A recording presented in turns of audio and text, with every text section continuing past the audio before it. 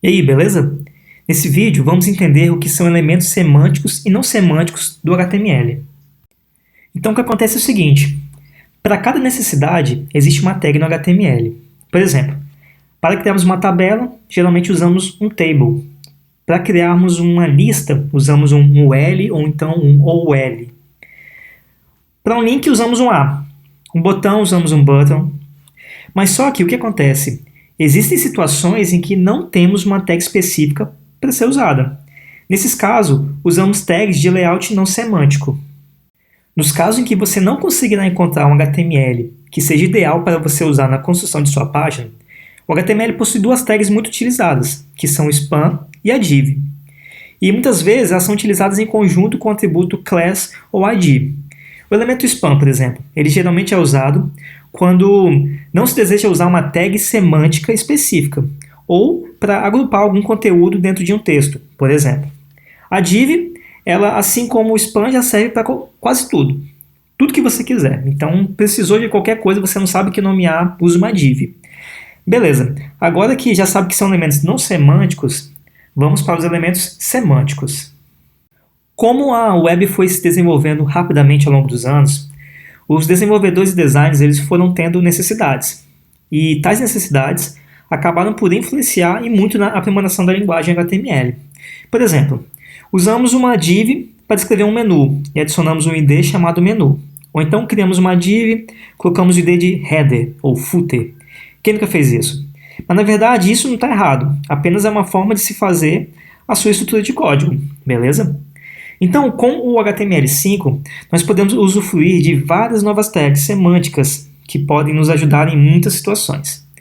Mas tenha em mente que elas não são obrigatórias, e a maneira antiga de se fazer também é válida, pois o resultado final ele é basicamente o mesmo. Vamos então para a lista de algumas tags semânticas do HTML5. Nós temos o main, ele é utilizado para o conteúdo principal da página. Então o ideal é que a gente use essa tag apenas uma vez na página, e de preferência dentro da tag body. O article ele é uma tag referente a um bloco de conteúdo distinto da página, não precisando ter uma relação nenhuma com outra seção da página. O section ele é bem semelhante ao article, porém ele serve para agrupar uma única parte da página que constitui um único pedaço de funcionalidade, por exemplo, um mapa, um formulário de contato, entre tantas outras coisas. O aside ele é utilizado quando vamos providenciar um conteúdo com informação complementar à página, não necessariamente relacionada ao conteúdo principal. Por exemplo, a gente precisa colocar alguns links relacionados ao conteúdo, uma biografia, o que seja.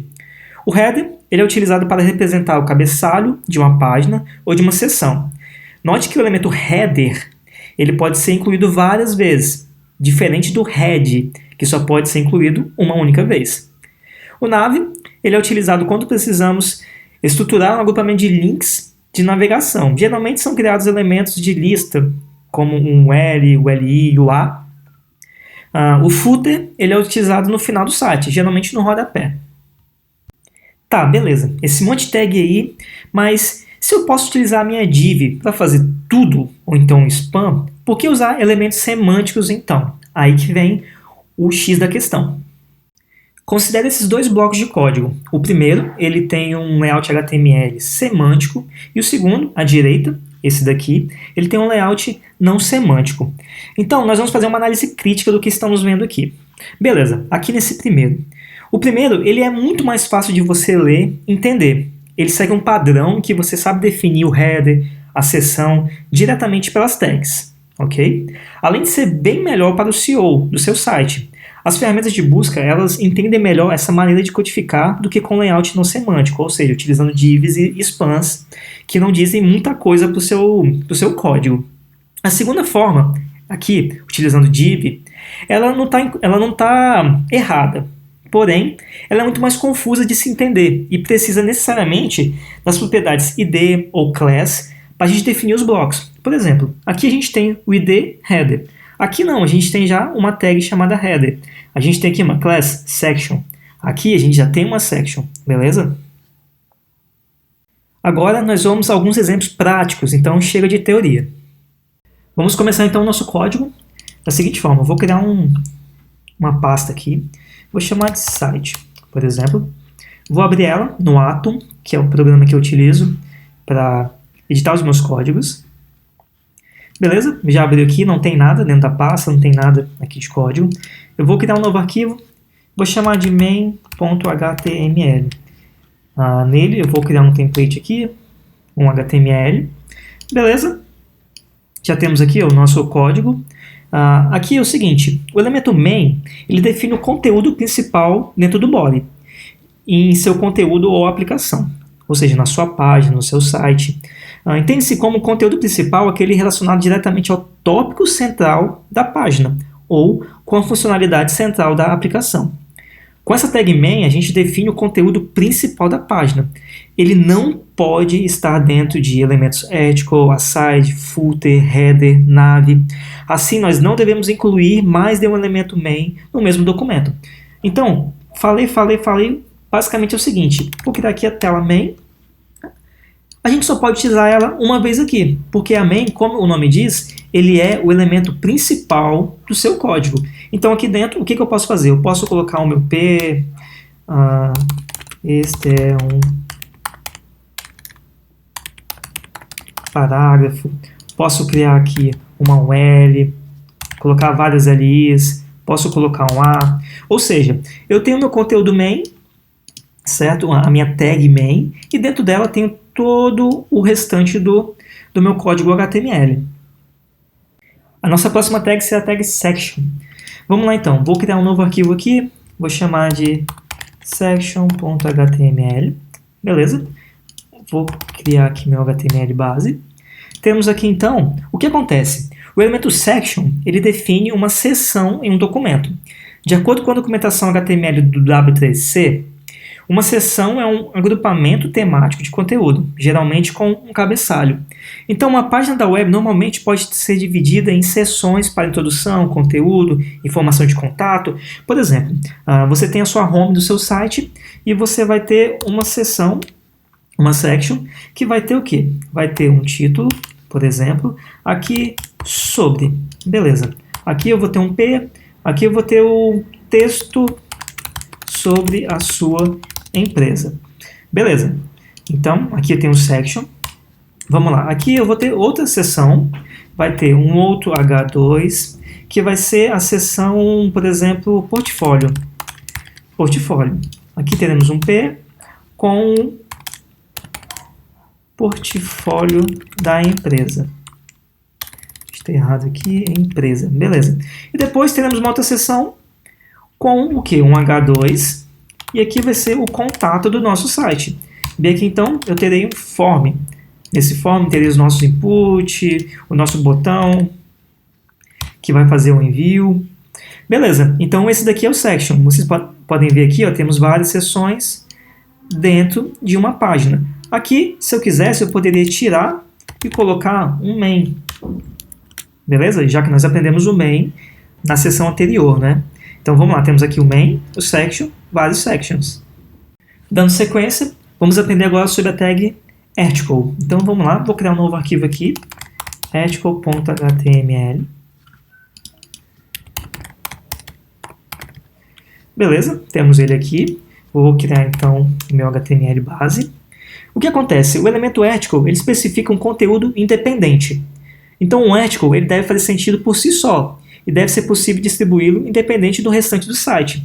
Então, por exemplo, aqui no section, nós temos aqui ó, várias seções que estão relacionadas à minha página principal. O article ele já é algo um pouco diferente, porque ele pode entrar aqui sem ter relação nenhuma com a página.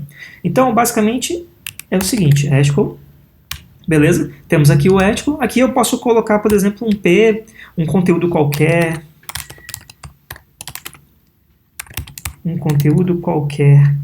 Beleza, basicamente é isso. Agora fica a pergunta no ar. Nós devemos agrupar um article e uma section ou uma section e um article? O que acontece é o seguinte, o elemento article ele especifica um conteúdo independente da página.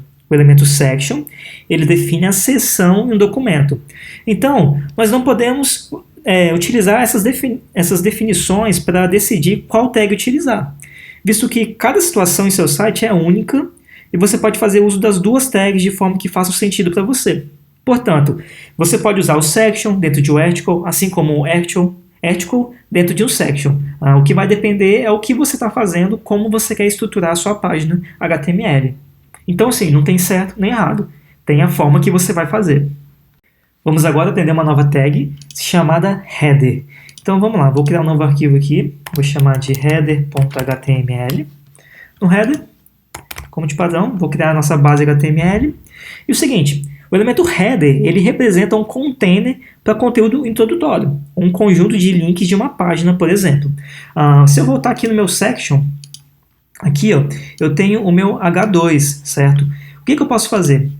Eu posso criar aqui então um section, por exemplo. Aqui eu vou criar um header. Header. Isso aí, tem que tomar cuidado. Ó. Header é diferente de head. Head só pode ser adicionado uma vez na página. Então aqui o meu header, o que eu vou fazer? Eu posso colocar um H2, por exemplo, um título. E aqui eu posso colocar um H3, que seria o quê? Um subtítulo. Beleza? Então, basicamente isso daqui. O header, você pode utilizar ele geralmente com algum título, alguma coisa do tipo. Vamos aprender agora sobre o footer. Então, vamos lá, criar um novo arquivo aqui. Vamos chamar de footer.html. Vou criar minha base HTML. Beleza? O footer não tem muito o que explicar, né? Ele é o footer. Então, geralmente, ele fica lá na base do nosso site, lá embaixo. Então, aqui dentro do footer, a gente pode colocar, por exemplo, o telefone. Telefone do nosso site. Por exemplo, isso daqui. Pode colocar também, talvez, a rede social ou alguma coisa do tipo. Então, o footer ele é simplesmente isso daqui. Continuando, as tags semânticas, vamos falar agora sobre nave. Então, vou criar um novo arquivo, nave.html. Beleza? Vou criar aqui a base do meu HTML. Aqui, eu vou criar um nave. E o que acontece? O elemento nave ele define um conjunto de links de navegação. Por exemplo, geralmente, com um nave, você vai ter o quê? Uma lista. Dentro dessa lista, você vai ter um conjunto de links. Por exemplo, um A que vai linkar